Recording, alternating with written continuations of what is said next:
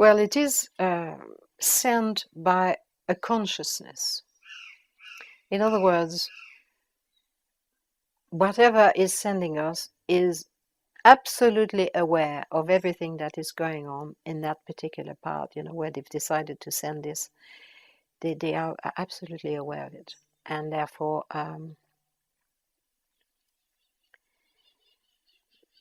they have total control. It's cut almost like it's been cut with a laser. And the lines are perfect. And it's perfectly adjusted to the variation of the land.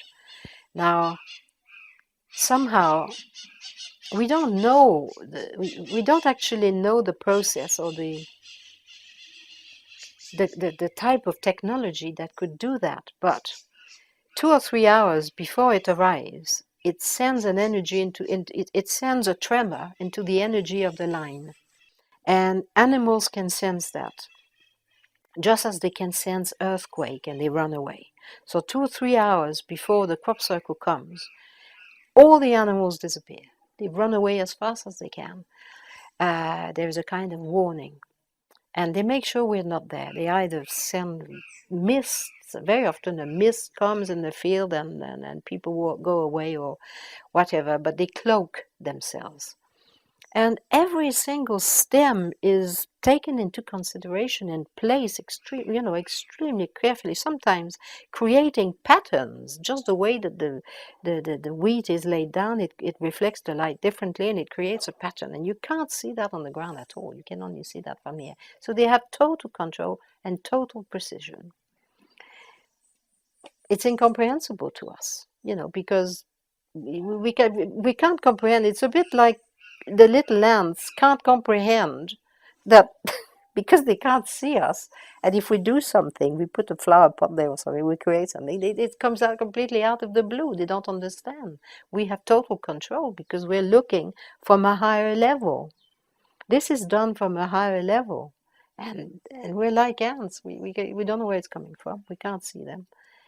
They can see us, you see.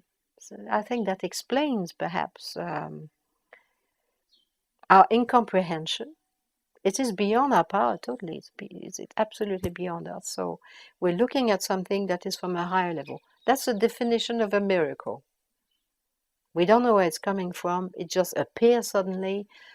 We know it happens in split second. The sky opens. Some people have seen the sky open right up in the night, and you see a big light. Sometimes the whole sky goes white. It's coming from a higher level. And that's the gist of it. We're not in charge, we're not in control, we're the receiving end. And they are very concerned about what's happening here. They're very concerned that your human race should receive this teaching.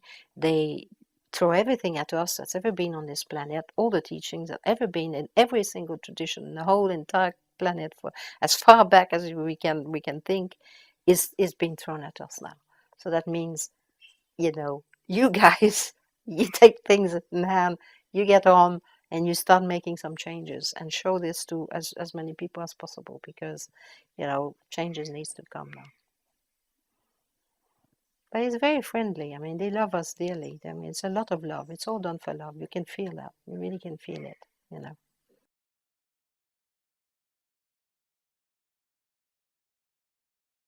Symbols is a means of transmitting knowledge. It always has been a means of transmitting knowledge. You can imagine that if it was sending a transmission in English, it would be a bit upsetting for people who don't speak the language. So a symbol is above languages. It speaks directly to the person. Obviously, we've forgotten our symbolic languages, but we're learning now. The crop circle are teaching us how to to learn the language, basically. But it's a universal language that everyone can understand once they've got the basic. So you can also cram a lot of information in just one symbol, which would take perhaps many, many, many pages of writing.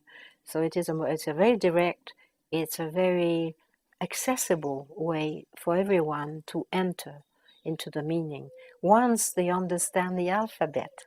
once they understand the basic of our symbols. It's a universal language, basically.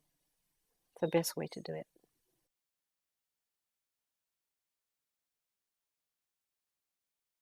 It has been suspected for a long time that water is able to retain a memory.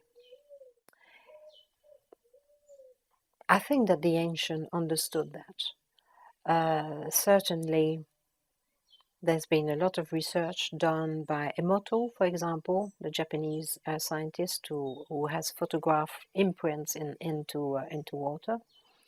And he can see by photographing at very, very high definition, you can see geometric patterns that are found in the water, which are a response to either a prayer or a message. Therefore, the water is able to receive imprints and to keep them. And this is very important because we've also done some research in the crop circle through a doctor, a homeopathic doctor, because you know that homeopathy is based on the understanding that you imprint water with a substance which is beneficial, a herb or whatever, which will help your body to cure certain problems. And because it's water, it's accessible to all the cells very directly. So that's the principle behind homeopathy. And you wanted to see if putting the water in a crop circle would receive this imprint. And this is precisely what's happened. We've seen that once the water had been in a crop circle in a small bottle and be subject to the energy of the crop, that when you took a drop and look under a very powerful microscope, you can see the repeat of the pattern of the overall design. This is quite extraordinary. And it has implication because if it imprints into water, it will imprint in us because we're 80% water. So if we go and lie down in the crop circle, we receive this impression. And that impression is actually knowledge, because you're receiving a symbol, and in that symbol is knowledge. So you're sort of being inoculated with knowledge, which is I always think it's like a speeded up course in universal understanding. We're receiving a very high teaching directly into our cells and our molecules. So it's a very rapid way of learning, and you can sense it because difficult, symbols are not. It's like anything, isn't it? You have to learn the alphabet before you read the book. So a symbol contains a lot of information, and if you receive it internally, suddenly it becomes a kind of inner awareness. That means that you suddenly understand it and you haven't had to go through the intellect. It's a very direct thing, directly to the spirit, actually. It is a kind of help to evolve. It's helping us to evolve in our way of seeing things, in our mind, in our understanding. It's marvelous, I think. It's a marvelous method.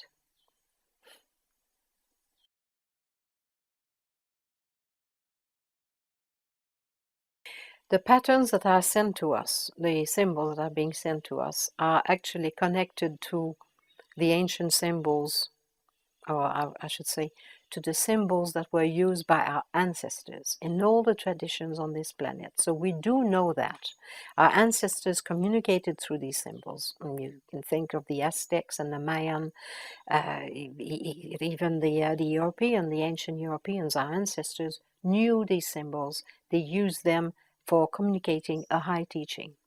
And we've forgotten that. Since the Roman time, we've been taken away. It's been taken away from us. And we have left that behind, and we've started to use an alphabetical language, which is much more limited. So they're using a universal language to help us reconnect with the knowledge of the source, which is a knowledge of life. It's a spiritual knowledge, and spirit does not mean sentimentality, or it does not mean religion. It means an understanding of life. It's life spirit. It's the life force. And for too long now, we've been we've been using a knowledge which is a knowledge about mechanics. If you think of all our science now, it's the knowledge of mechanics, which helps us to make things like these lights and the cameras and all that, which is very good and useful, but it doesn't help our evolution. It doesn't help the life on planet Earth. In fact, it's destroying the life on planet Earth, because if you're only centered on the mechanics, you forget about life and you don't respect it anymore. So what they're trying to tell us is there is a science of life that we can apply to our life, to our ordinary life, that will also perhaps give us a technology, but it's a technology that will be based on the understanding that everything is alive on this planet, including the planet itself. Because when we forget that, the problem is if we deny life, or if we don't take life into consideration, we end up by destroying it. And that's what I see now. We're so drunk on technology that we forget that the planet is a living thing and it's not immortal. And if we carry on the destruction the way it's going at the moment, it's not going to be able to sustain life. And it is very, very urgent that we go to a mindset that takes life into consideration. And this is what it's giving us, actually. And it's urgent, because you wouldn't get 80 coming in the summer. It's knocking at our door continuously. Knock, knock, knock, knock. Think of this, think of that. You can have a high civilization based on a concept of life that would create a technology which would be beneficial to life, as opposed to what we're doing at the moment. And the reason for that is because we no longer consider anything to be, we no longer, it doesn't even cross our mind that the earth is alive. It doesn't cross the mind of most people. And it's important to remember that. So it's a very important teaching. It's a fundamental change that they are trying to bring about. Fundamental.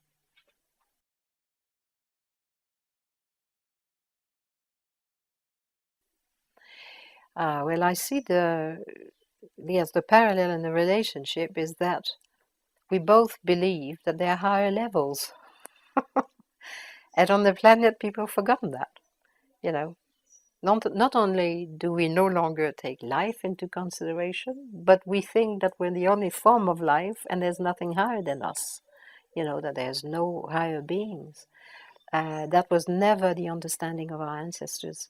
There are hierarchies, there are levels, and we don't live. We live on Middle Earth. We don't live in heaven or whatever.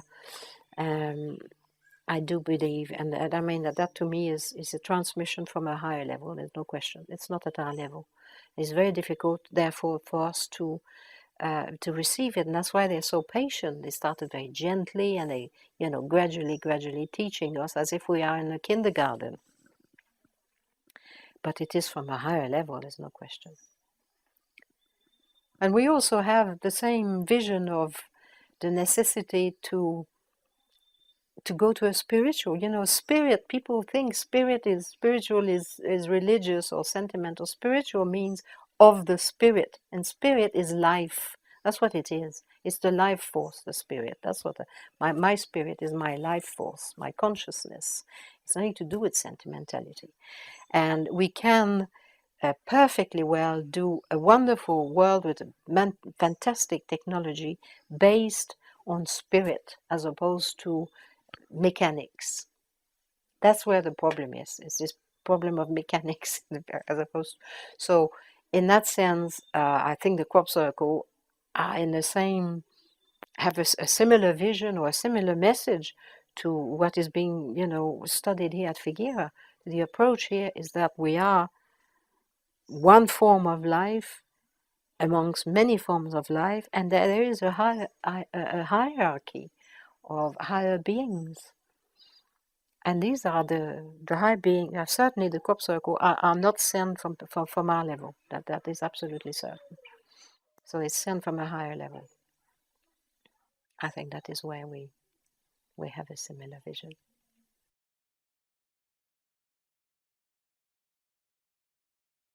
Well, I would like to say that the nature of our world is marvelous. That everything, it is marvelous. It's miracle. It's a miracle. A plant growing is marvelous. So we tend to think that because the world has become so boring, it's boring life in the city and your car all day long and then on a computer and all these stuff and shopping and this, that, the other. It's become boring.